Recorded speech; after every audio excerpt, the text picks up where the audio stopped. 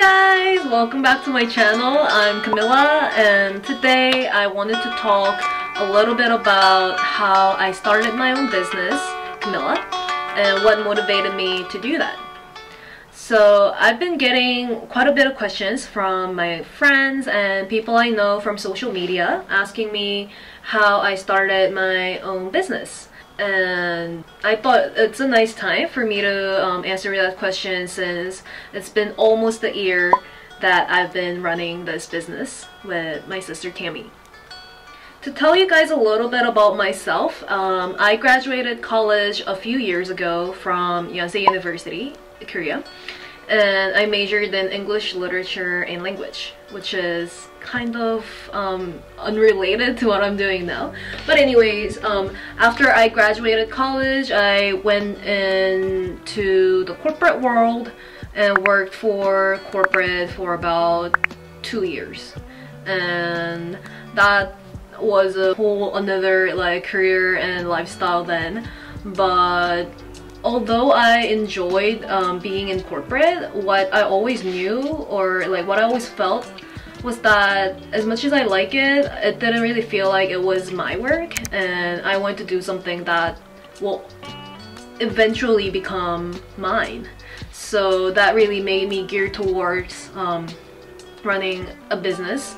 And luckily I had a sister, I do have still a sister, who is running this business with me, and she's way more proficient in the business world because she's been running other types of businesses before we started Kamila. So with her help, I was able to embark on a new journey of running a fashion brand. So many people have been asking me, how did you start your business, or what kind of difficulties did you run into and how did you resolve them?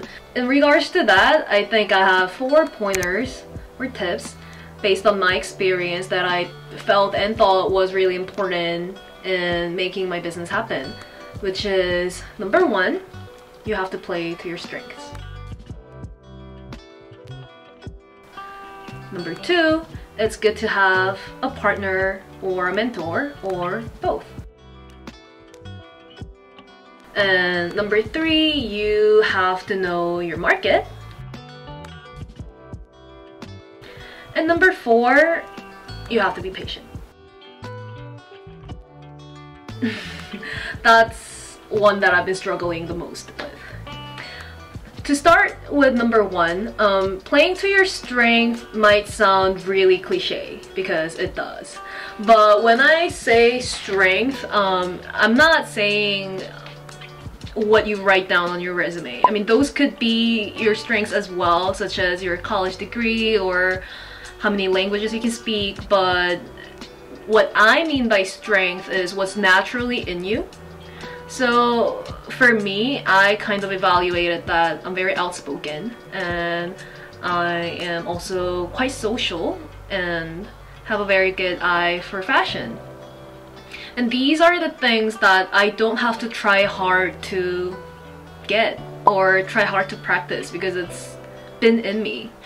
So if you are a type of person who is very keen to paying attention to detail, or you're just naturally drawn to sports, these could be your natural strengths that you don't have to even master because it's already inside of you. So I think it's really nice to be honest to yourself and think, what do I like and what am I good at? So what are the common areas between the two? And start from there to think about what you can do for your business. And number 2, have a partner or a mentor. For me, I thought I'm not a team player because I like solo projects. Even back in college, back at work, I thought I excelled better when I do things by myself. But from running Kamila, I realized I was wrong about myself, because it's so much better when you have a partner that you can trust. Underline trust, very important. If you have a partner that you can trust, the perks are Well, the obvious perks include like you can discuss things and have a collaborative decision and on and on and on. But for me, what was really helpful and still is helpful is the fact that when we face disappointments, we face it together, and you have somebody to confirm you that you're not wrong or that you're not sidetracking. And I think this is really important in terms of business, because you might think you have just came up with the most genius marketing idea, and then you go ahead and implement it, and it's like boom, nothing. Like you thought it was gonna give you like huge progress or like a lot of money, but no, as if nothing, you didn't even do anything. And you're like so disappointed because you spent all this time trying to come up with this campaign and it didn't work, and you just feel like, am I doing something wrong, or am I not just cut out for this? And facing that by yourself, I think, could be very difficult, because I had Tammy, and she's always the one who tells me, hey, like, we have a long-term plan and we're going by the plan and it's going well. You can't be disheartened by this one little thing. And her encouragements mean so much to me, and it's what makes me not like hit the rock bottom.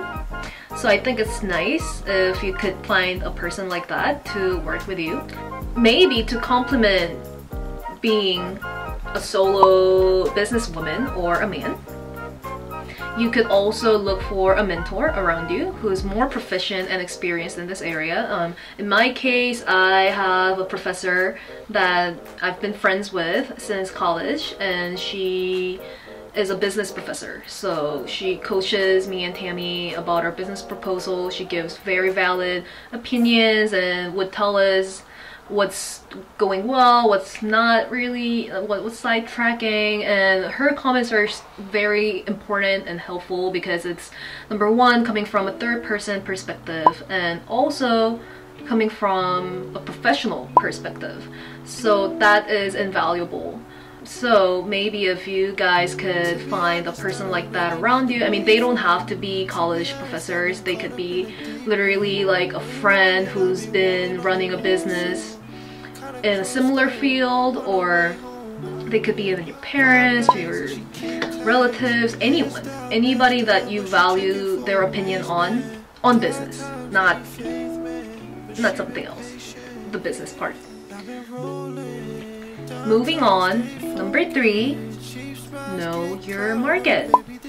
This might sound really cliche as well, but what I mean by the market is not like what is the market value of the cosmetics business, or what is the market value of SPA brands, or anything like that. Yes, these are very important. You do have to have a basic idea of what you're diving into, but what I personally think of the market is what your position is within the market, locally and globally, if you're thinking of expanding your business to a global level. So having a unique selling point and a unique position within the market is the most important thing that has to be evaluated before doing anything else, I think. So this part took me and Tammy a lot of time, a lot of hard work and effort to really nail down, and it's a continuous process for you to find that sweet spot within the market where you can really excel in, because you can't just be like your competitors or hope that you'll be like them, because they're already there. They have an upper hand in this market. So what is your niche where you don't have much maybe asset or resources as your competitors, but you know a specific place within the market where people need your products or people need your service. So I think this is a key to every business's success, and nailing this down might need a third person perspective and a very objective perspective on your business, because I was like full of butterflies and I was like super optimistic when I first started writing my business proposal, and it was turned down really badly and I was like heartbroken. But I think that's every beginner in every profession, right? Like, you think you put something down and it's like, oh, that's the best thing, and no. So just keep working on it is really important. And last but not least, number 4, be patient. So being patient is hard. Yes, it's been really hard for me, especially because I'm very impatient. But patience is a virtue that is so needed for business, I realized. I think there's no business in the world where you just start and day one it's like boom, it's the best. I mean, I doubt even Steve Jobs was like that, because you have to wait for your business strategies to really go down the road and meet your customers and they feel it and come back to you. So it's a whole process and nothing can happen within a day. Just like you go to college, you have to stay there for 4 years to get your diploma. Like, even if you're Einstein, you can't get it in one day. So in business, I think it's the same rule applies, even more so, because you're communicating with other people, you're communicating with your customers, you're communicating with the market, and all this takes time. And to consolidate your position within the market also takes time. So don't be too sad if you just launched a brand or a new marketing campaign and it seems like it's not working at all. You're not alone. You're not alone. Same thing happened to me, it happened to my brand, it still happens. And out of all the advices I got from people around me, I think the best advice was that you have to be patient. And I've been trying to be patient and making revenue and everything, because now I know that everything takes time. So I hope this last tip or pointer could make some of the people who's watching this feel better, because although running a business by yourself or with a partner might look nice on the outside and people are like, oh my god, I'm so jealous, or oh my god, so good for you, you have your own brand. I know, like, in the inside everything is not as nice and not as flowery as it appears on the outside, and everybody is anxious to make money.